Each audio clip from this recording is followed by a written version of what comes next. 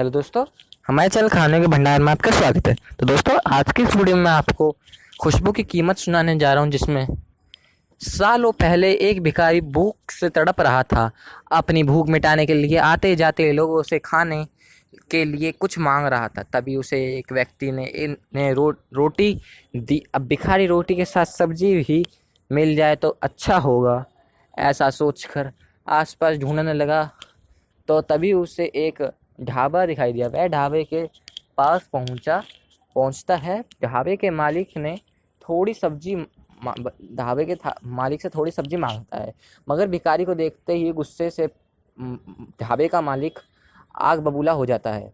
उसको धक्के मार मार के भगा देता है, लेकिन दुखी भिखारी किसी तरह मालिक की नज़रों से बचते हुए बचते हुए ढाबे में ढाबे में फिर चला जाता है। उसे वहाँ पर कई तरह की सब स्वादिष्ट सब्जियाँ दिखती हैं। गर्मा गर्म सब्जियाँ से भाप उठ रही थी। वाह, क्या भाव क्या भाप थी! मुंह में पानी आ रहा था। उसके पास सूखी रोटी थी। भाप को देखकर भिखारी के मन में ख्याल आया कि रोटी इस भाप के ऊपर रख देता हूँ तो सब्जी की खुशबू उसमें मिल जाएगी। फिर रोटी में भी सब्जी का स्वाद आ गया और फिर सब्जी की ज़रूरत ही नहीं पड़ी। यह सब सोचते हुए भिखारी रोटी के ऊपर सब्जी डालने के बजाय उसने सब्जी से निकलने वाली भाप से ऊपर रख दिया देता है। तभी वहाँ पर अचानक ढाबे का मालिक आ जाता है और भिखारी को सब्जी चोरी करने के लिए पकड़ लेता है। भिखारी उसे बहुत भरा मतलब भिखारी उसे बहुत बार बोलता है, मैंने चोरी नहीं करी, मैंने सब्जी को हाथ भी नहीं लगाया, मैं सिर्फ सब्जी की खुशबू ले रहा था। पर पिंड वो पर ढाबे के मालिक ने उसकी एक भी बात ना सुनी और मालिक भिखारी को धमकाते हुए बोला, अगर तुमने खुशबू ही ली है तो तुम्हें वह खुशबू की भी कीमत चुकानी पड़ेगी।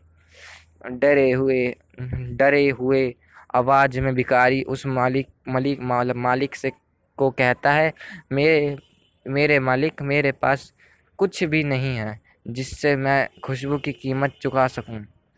तब ढाबे का मालिक उससे पकड़कर राजा के दरबार में लेकर जाता है। राजा राजा ढाबे के मालिक और भिखारी की बात को गौर से सुनता है। दोनों के बातों को सुनने के बाद राजा कुछ देर सोचकर ढाबे की मालिक से कहता है कि तुम्हें अपने सब्जी की खुशबू के बदले में पैसे चाहिए? ढाबे का मालिक कहता है, जी हाँ हुजूर, ज़रूर चाहिए। फिर राजा ढाबे के मालिक से कहता है, ठीक है, तुम्हारे तुम्हारे सब्जियों की खुशबू की कीमत मैं स्वयं दूंगा। यह सुनते ही ढाबे का मालिक बहुत ही खुश हो जाता है। फिर राजा उसे बताते हैं, देखो, मैं तुम्हारी सब्जी की खुशबू की कीमत सिक्कों की खाना खनक से आधा करूँगा।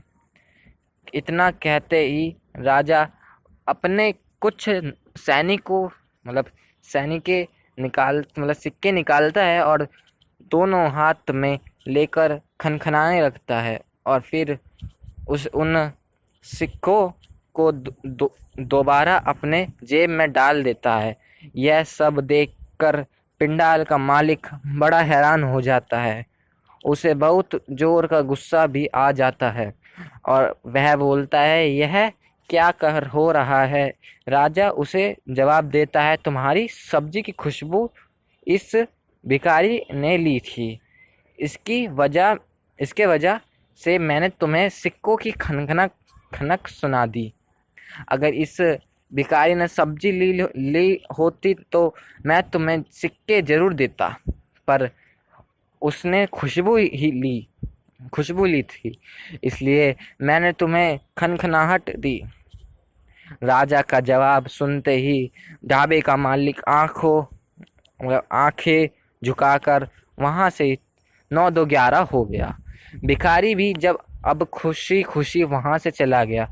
बुद्धि और चतुराई से हर समस्याओं का हल निकल सकता है। जैसे इस कहानी में राजा ने अपनी सूझबूझ और बुद्धि से उसे पिंडल मतलब उस ढाबे के मालिक के हाथ साथ किया।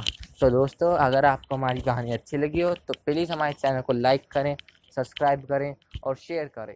राधे राधे।